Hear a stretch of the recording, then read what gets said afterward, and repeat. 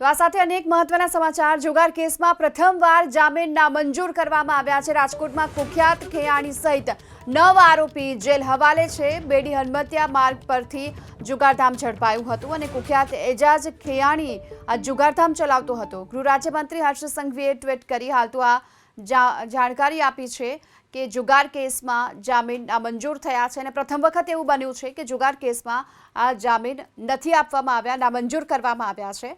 બેડી હડમતિયા માર્ગ પરથી જે જુગારધામ ઝડપાયું હતું અને કુખ્યાત ખેયાણી સહિતના 9 આરોપી અત્યારે જેલ હવાલે છે કે જેમના જામીન હાલ તો નામંજૂર કરવામાં આવ્યા છે।